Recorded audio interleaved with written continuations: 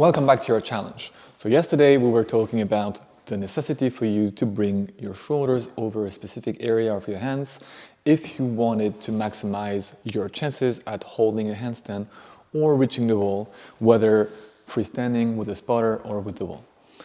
Before we move on, we have to establish priorities depending on where you are at. Remember the levels that we discussed before: complete beginners, beginners, improvers, and intermediates. A handstand at your level can be deconstructed into three main phases: the kick up, the alignment, and the balancing phase. What we tend to be doing, regardless of where you are at, is to bring too much attention on one of those phases at the expense of the others.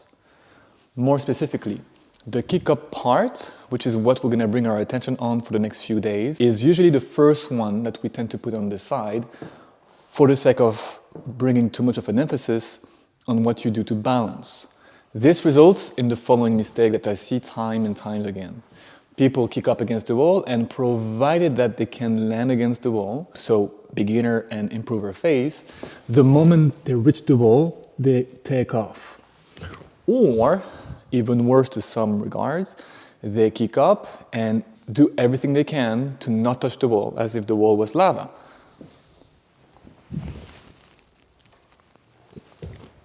This itself sometimes results in them doing the very thing we saw last time, which is move their shoulders backwards and sacrifice that foundation upon which everything else is built.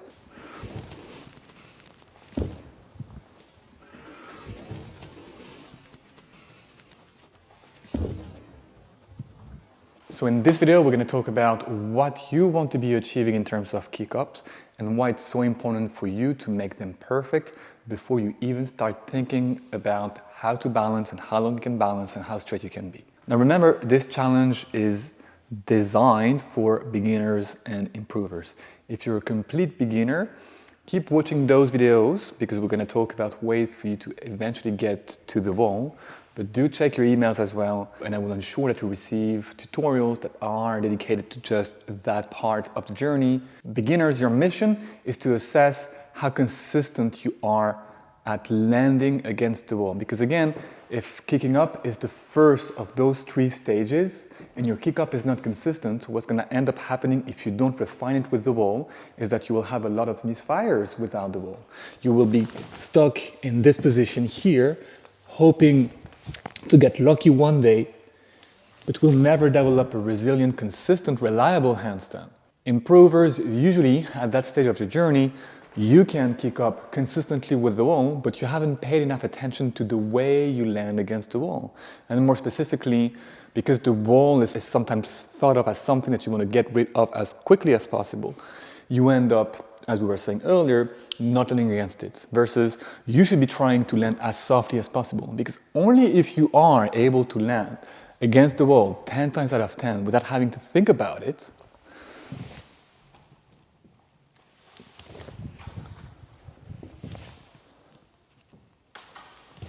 can you expect yourself to land in the desired position or positions freestanding and hold a handstand there.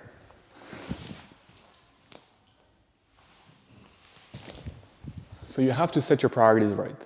Therefore, our homework today will be about assessing your consistency first, whether you are a beginner or an improver, and then the softness with which you land against the wall. Back to the warm-up that we have done already, you're going to start on all four here and perform a few leans, trying to pay attention, as we have said before, to the weight transferring, to the weight distribution of your hands.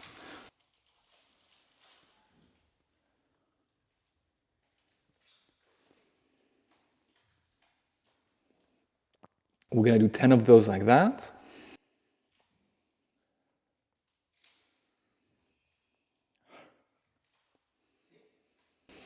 And you're going to bring your fingers towards your knees, facing backwards, and 10 more this way.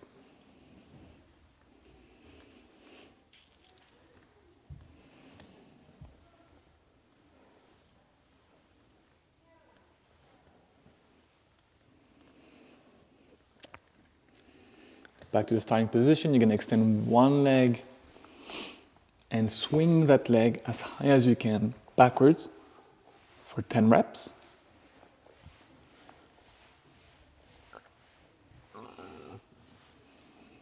And do the same with the other leg.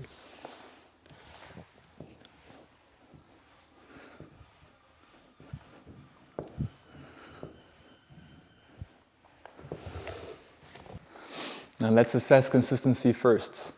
As we were saying, if you're quite new to this, a good starting point is to bring your hands 2 feet away from the wall and start with your hands already on the floor.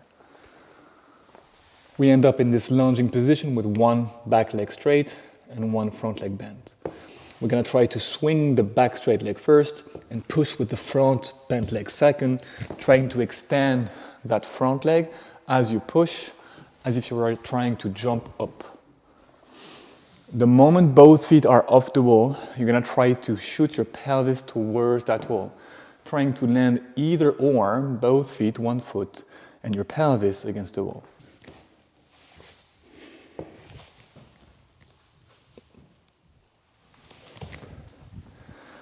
Landing against the wall is defined as you being able to stay against it for as long as you want. So if you simply touch or bounce, it's not quite landing.